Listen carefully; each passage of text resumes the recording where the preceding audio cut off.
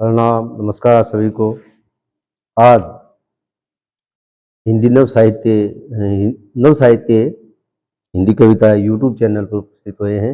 एक और नए छंद के साथ। छंद है उपेक्षित।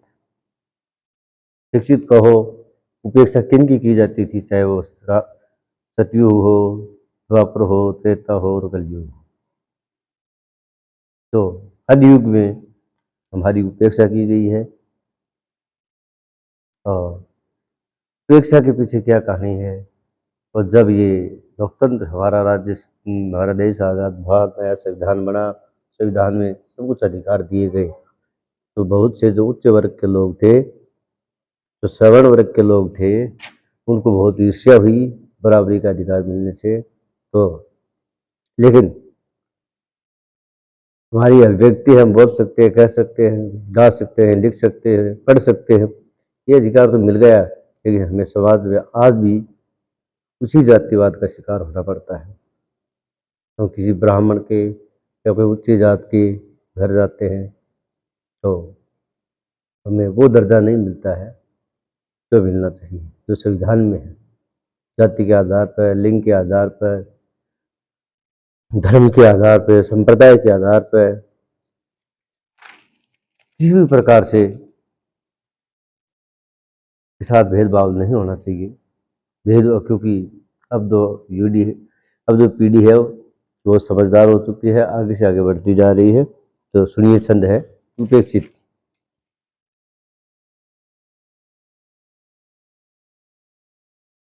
उपेक्षा हर स्थान पर घृणास्पद होती है। उपेक्षा हर स्थान पर घृणास्पद होती है, चाहे कैसी भी हो।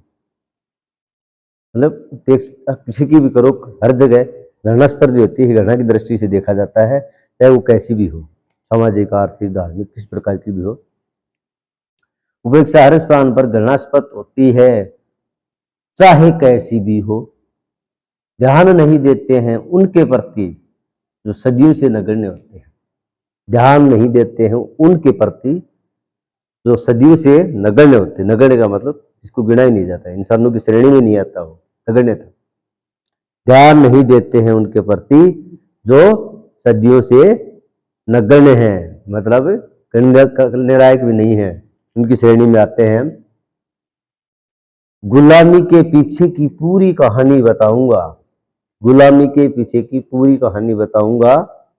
शोषण करने वाले, जो हमारा शोषण करते थे, शोषण करने वाले जब खुद शोषण के शिकार हुए, उस पहले लोग दलितों का, दंबितों का, पिछड़ों का शोषण करते थे। फिर जब अंग्रेज आए, मुगल आए, फिर अंग्रेज आए, तो उन्होंने क्या किया, खुद को शोषण का शिकार होना पड़ा। तब उनको पता चला हाँ वास्तव में शोषण क्या चीज होती है। तो गुलामी के पीछे की पूरी कहानी बताऊंगा। शोषण करने वाले जब खुद शोषण के शिकार हुए, तब जाकर एकता का पाठ पढ़ाया गया।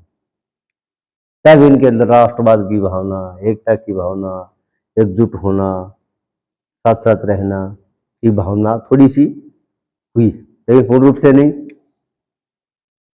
शोषण करने वालों की जब खुद शोषण के शिकार हुए, तब जाकर एकता का पाठ पढ़ाने लगे थे। दमन किया इन राजाओं ने जो बाद में मुगलों तथा अंग्रेजों की आवाज बनी। जिन जिन राजाओं ने दमन किया था, शोषण किया था, वो आगे चल के मुगलों और अंग्रेजों की आवाज बन गए, मतलब हाँ में हाँ मिलाते थे, ले गए।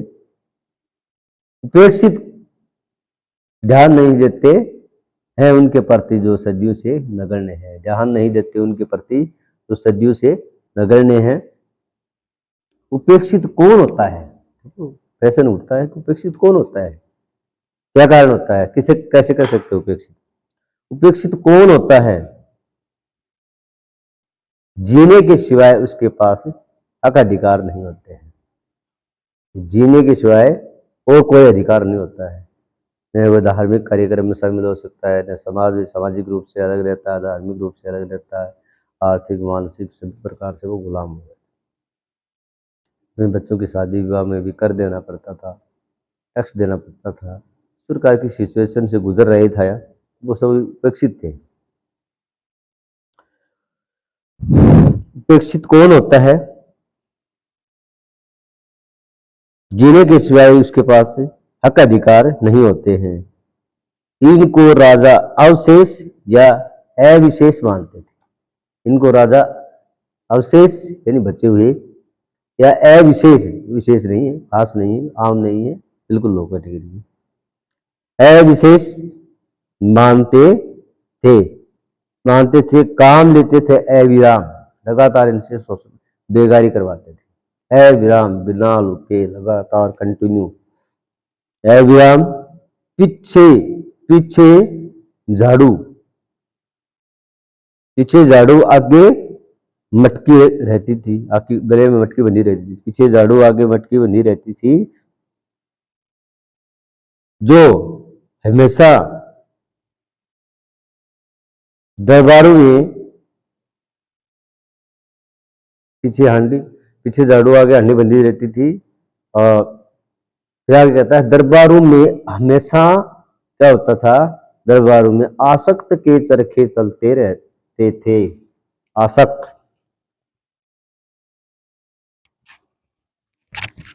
सम्मोहित होना, मोहित होना, किसी के प्रति आसक्त होना, एक प्रकार की जारी की भाषा कहें तो राजा क्या हमेशा उसी में सुरा सुंदरी के में पेयपान में ही डूबे रहते थे, आनंद करते थे। तो ध्यान नहीं देते उनके प्रति जो सदियों से नगण्य होते थे।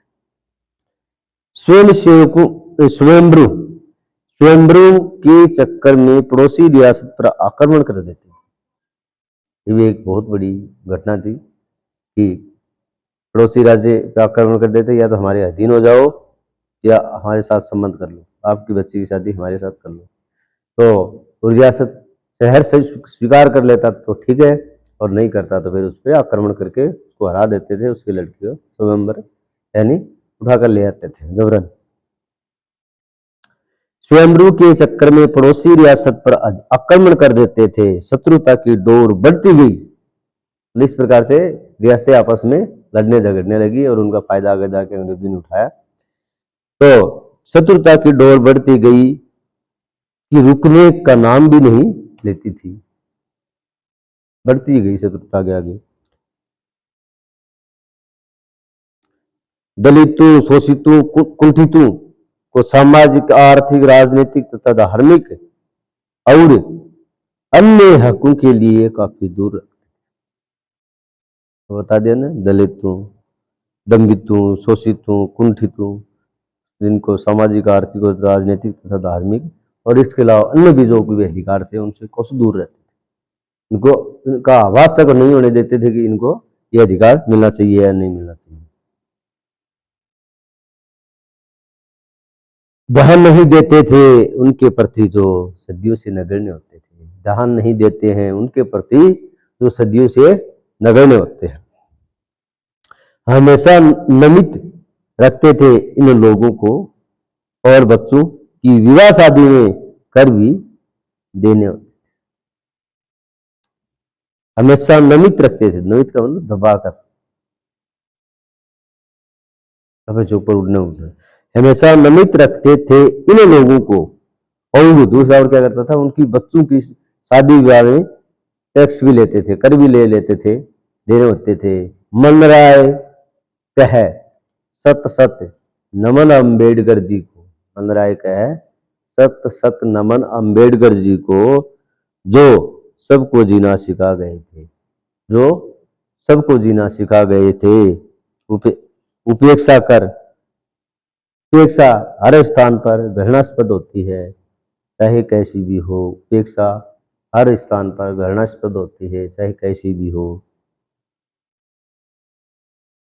होती है चाहे कैसी भी हो। ध्यान नहीं देते थे उनके प्रति जो सदियों से नगण्य होते थे। ध्यान नहीं देते थे उनके प्रति जो सदियों से नगण्य होते थे। तो ये थे हमारा उपेक्षित टॉपिक पर एक कविता।